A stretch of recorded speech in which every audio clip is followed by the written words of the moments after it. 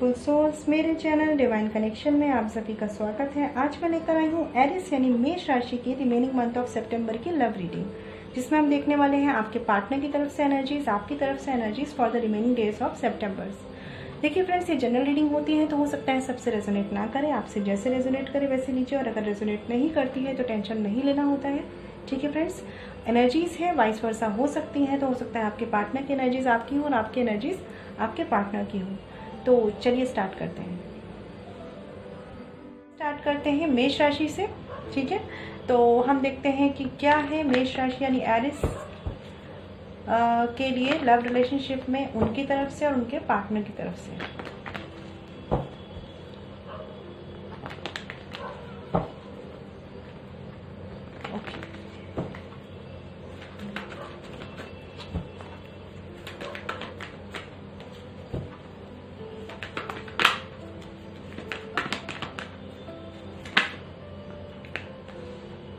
Okay, तो ये Eris मेष राशि वालों आपकी तरफ से है। अब आपके पार्टनर की तरफ से भी एक कार्ड देख लेते हैं।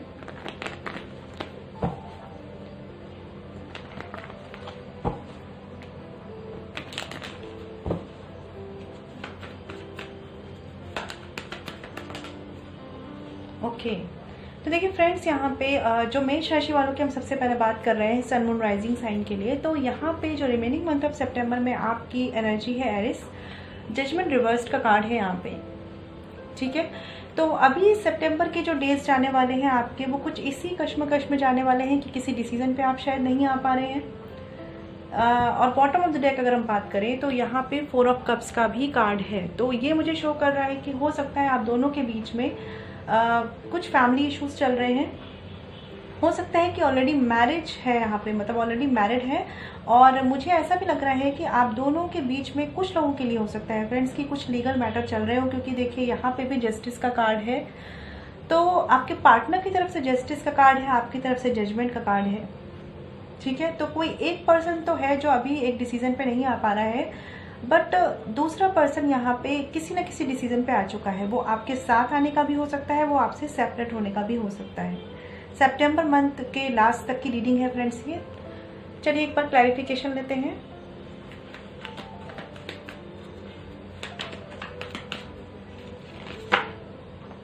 बिल्कुल, देखिए 2 ऑफ सॉर्ड्स का कार्ड है यहाँ पे आपका जजमेंट रिवर्स्ड के साथ। तो मेष राशि वालों आप बहुत ज़्यादा कंफ्यूज लग रहे हैं, और यहाँ पे जो गलती हो रही है ना वो आपसे यही हो रही है कि आप मैटर की डेप्थ में नहीं जा रहे। मतलब जो भी चल रहा है आपकी लाइफ में अभी, उसको आप एनालाइज नहीं कर रहे हैं। देखिए बॉटम ऑफ द डेक है यहाँ पे 9 ऑफ सॉर्ड्स रिवर्स्ड।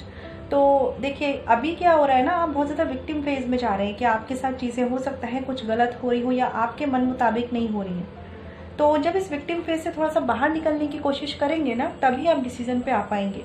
तो सबसे पहले खुद को बैलेंस करने की ज़रूरत है यहाँ पे, क्योंकि बहुत कुछ हो सकता है कुछ लोगों की लाइफ में फैला हुआ है, लेकिन जब तक आप खुद को बैलेंस नहीं करेंगे आप किसी डिसीजन पे नहीं आ सकते हैं।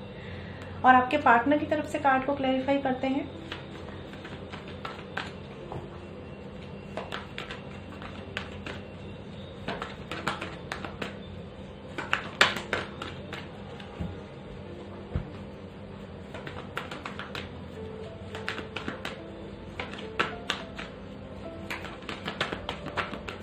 कुछ तो चीज़ें आप दोनों के बीच में हैं जो बिल्कुल पेंडिंग स्टेट में हैं।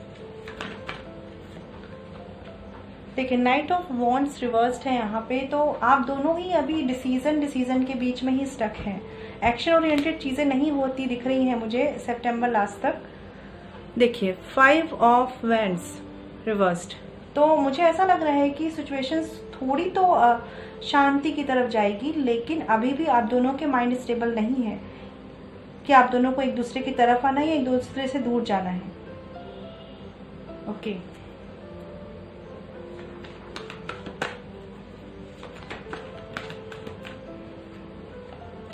पेज ऑफ पेंटिकल्स अपराइट, कहीं ना कहीं कुछ लोगों के मन में अभी कमिटमेंट को लेकर फियर है। जैसे मैं देख पा रही हूँ कि आप शायद जिस भी रिश्ते में हैं उसमें सही से डिसीजन नहीं ले पा रहे हैं।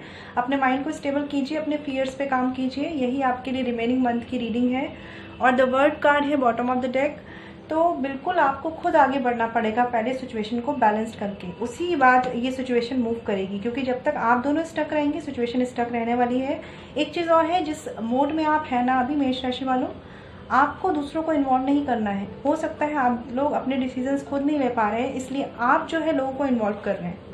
लेकिन देखिए 10 ऑफ सॉर्ड्स का कार्ड है, बिल्कुल भी मुझे ऐसा नहीं लग रहा कि आप किसी भी बैलेंस्ड दिमाग से कुछ सोच पा रहे हैं। मेडिटेशन कीजिए, मैनिफेस्ट कीजिए अपने रिश्ते को, लेकिन सबसे पहले खुद को बैलेंस कीजिए। मुझे नहीं लगता कि बहुत ज़्यादा आपको किसी और को इन्वॉल्व करने की ज़रूरत है।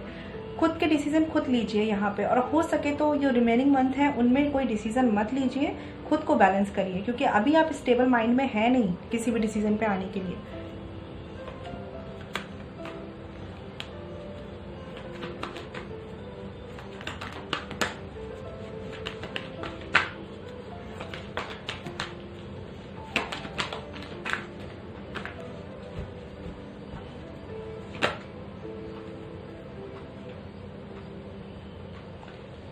देखिए आपसे ज़्यादा ना यहाँ पे हो सकता है कि एनर्जी वाइस वर्सा हो, तो आप वैसे लीजिएगा। Bottom of the deck 2 of cups का भी कार्ड आ रहा है, तो कहीं ना कहीं आप दोनों में से कोई एक पर्सन तो रेडी है चीज़ों को समझने के लिए, बट वो भी कहीं रुक रहे हैं क्योंकि उन्हें कोई रोक रहा है, जैसे मैं समझ पा रही हूँ यहाँ पे।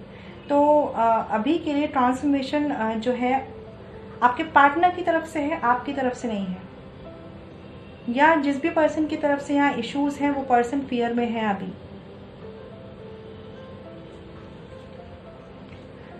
देखिए आप ना अपने रिश्ते पे म्यूचुअली काम करिए। अगर सेपरेशन में आप नहीं है तो म्यूचुअली काम कीजिए, क्योंकि आप दोनों के साथ क्या हो रहा है ना, मिसअंडरस्टैंडिंग ज़्यादा हो रही है। मुझे लग रहा है आप दोनों आपस में बात करने की जगह एक दूसरे के बारे में बात ज़्यादा कर रहे हैं।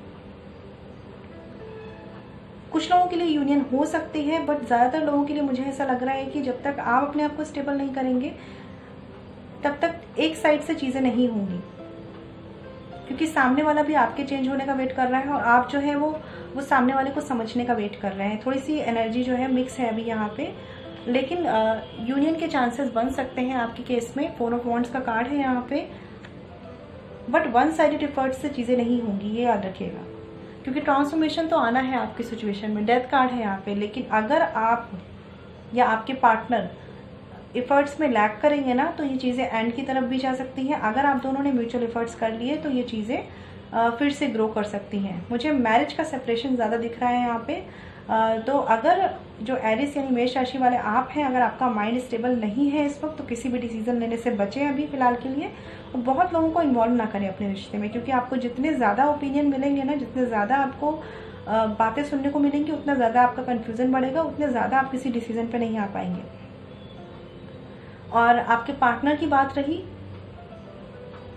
तो ये भी कहीं ना कहीं आपकी तरफ से एक इनिशिएटिव का वेट कर रहे हैं। एक आपकी तरफ से उन्हें लगेगा ना कि कुछ चीज़ें आप करना चाह रहे हैं, इनिशिएट करना चाह रहे हैं, तो ये पर्सन ज़रूर इस चीज़ को, इस रिश्ते को ट्रांसफॉर्म करेंगे। बट आप दोनों के बीच में जो इश्यूज़ है ना, जो फैमिली इश्यूज़ है, मेजरली लोगों के बीच में फैमिली इश्यूज़ है यहाँ पे, वो आप दोनों को इक्वली साथ में काम नहीं करने दे रहे हैं। तो फिलहाल के लिए सितंबर मंथ के जो लास्ट का जो टाइम है ये, इसमें अच्छा होगा कि अगर आप दोनों कम्युनिकेट कर पाएँ तो कम्युनिकेट कीजिए। नहीं कम्युनिकेट कर पा रहे हैं आप अगर, तो फिलहाल के लिए तो अपने आप को सबसे पहले सेल्फ केयर दीजिए और मैनिफेस्ट कीजिए इस रिश्ते को। यही एनर्जीज़ है यहाँ पे, क्योंकि कुछ भी जल्दबाजी में करेंगे ना आप तो चीज़ें ट्रांसफॉर्म होने की जगह ख़राब भी हो सकती है। जैसे मैंने बोला, कुछ लोगों के लीगल मैटर भी बन सकते हैं या बन चुके हैं ऑलरेडी। तो अभी के लिए थोड़ा सा खुद को बैलेंस कीजिए। आपकी मेंटल स्टेट मुझे ज़्यादा फियर में लग रही है, ठीक है। साईं बाबा गाइडेंस कार्ड से भी देख लेते हैं एरिस मेष राशि वालों, आपके लिए क्या गाइडेंस है बाबा की तरफ से।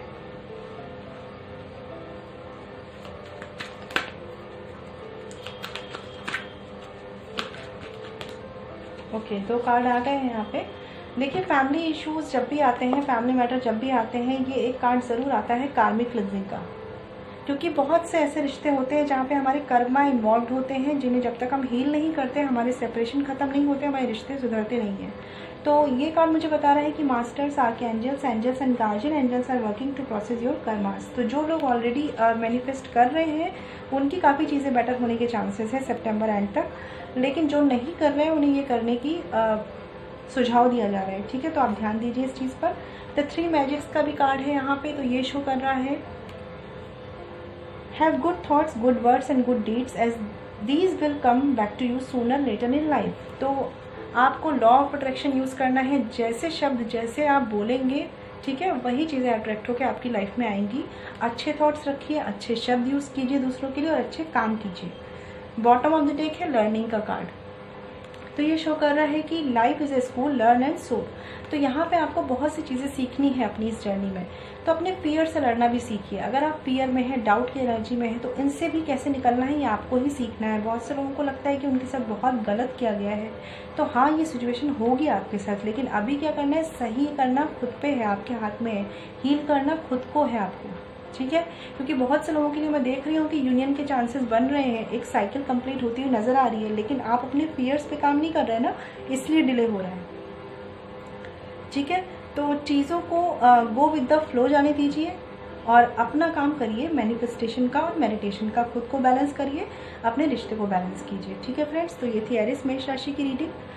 आपको मेरी रीडिंग कैसी लगी मुझे बताइएगा। मेरी रीडिंग से कितना कनेक्ट हो पाए हैं मुझे प्लीज़ बताइएगा। अगर आप मुझसे पर्सनल रीडिंग चाहते हैं तो वीडियो के डिस्क्रिप्शन में या वीडियो पे जो मेल ID मेंशन है वहाँ कॉन्टैक्ट कर सकते हैं, जो है chavi.saxena147@gmail.com। फ्रेंड्स ध्यान रखिएगा, पर्सनल रीडिंग फ्री नहीं होती है, ठीक है। Stay blessed and shine always. ओम शांति।